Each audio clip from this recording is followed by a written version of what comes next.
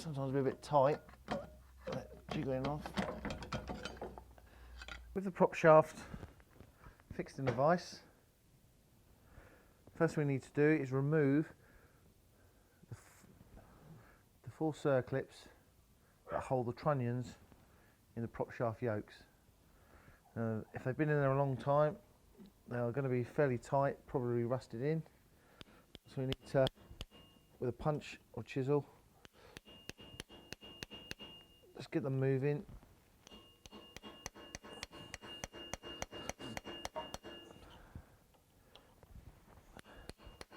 Nice and square, just so you can get the first circlip in that side of the joint. Let me just go a little bit further on that one.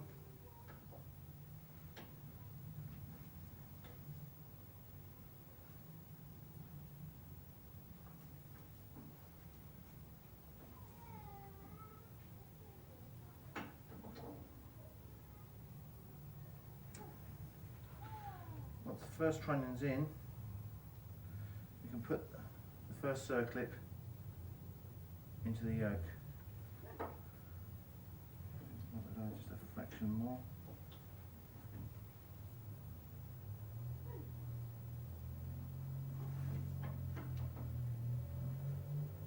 So try and keep the centre of the joint in the yoke. So we don't want to turn it upside down so it falls out.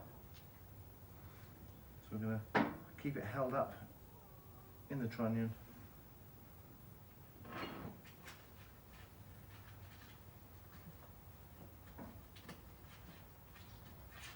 Bring our first circlip into the housing.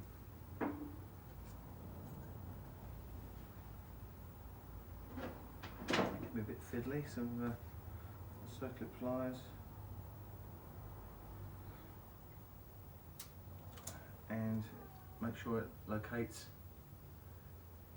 in the groove in the yoke. With the first trunnion installed, we can now move the centre of the joint to the opposite side, allowing part of the inner joint to protrude,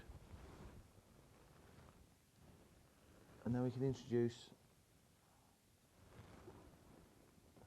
the trunnion to the opposite side, making sure that we don't dislodge any of the small needle rollers in the trunnion.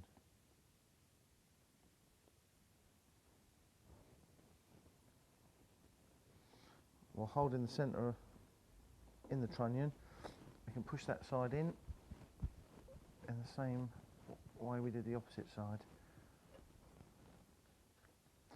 Being careful not to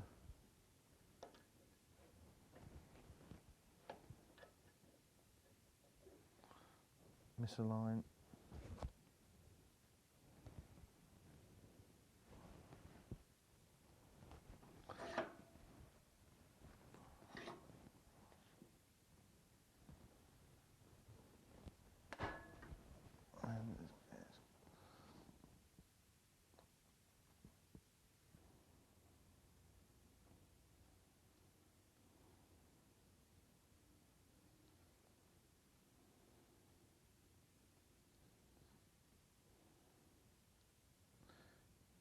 Convenient at this point that you may want to apply a grease gun to this point and actually grease the joint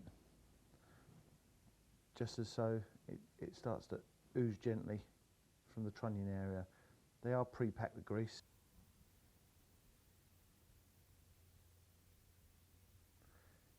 With that little job done, all that's left for you to do is to stick it back on the vehicle.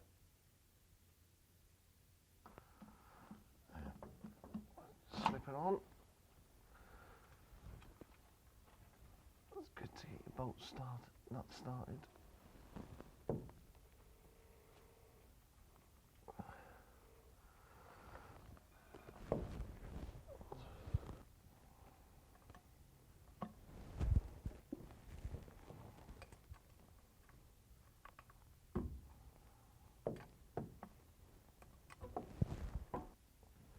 front UJ attached. Push the bolts.